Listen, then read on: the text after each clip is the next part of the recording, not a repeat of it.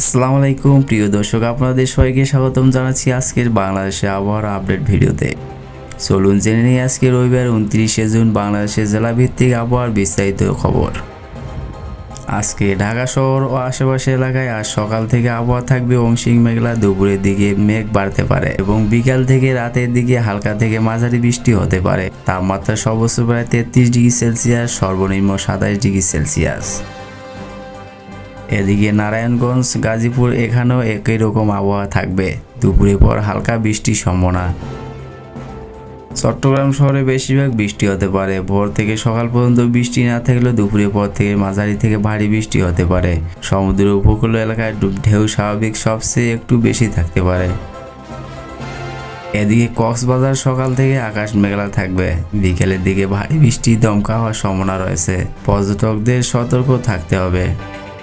বান্দরবান ও রাঙ্গামাটিতে এই পাহাড়ি জেলাগুলোতে বিকেল থেকে বজ্রপাত সহ ভারী বৃষ্টির আশঙ্কা রয়েছে। ভূমিধসের ঝুঁকি থাকায় স্থানীয়দের সাবধানে চলাফেরা করতে হবে। এদিকে রাজশাহীতে গরম বেশি থাকবে, সকালের দিকে রোদ থাকবে, বিকালের দিকে আকাশ কিছুটা মেঘ জমলেও বৃষ্টির সম্ভাবনা কম থাকবে। সর্বোচ্চ তাপমাত্রা 35 থেকে 36 ডিগ্রি পর্যন্ত উঠতে পারে।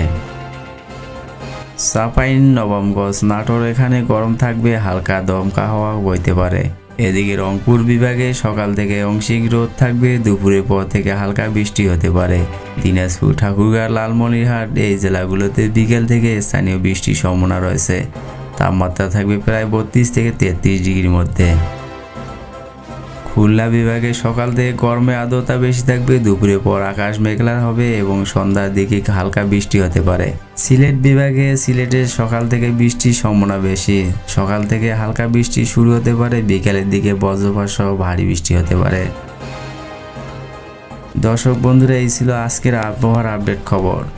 এমন নতুন নতুন আপডেট খবর পেতে চ্যানেলটি অবশ্যই সাবস্ক্রাইব করে রাখবেন। ধন্যবাদ, সবাই ভালো থাকবেন, সুস্থ থাকবেন।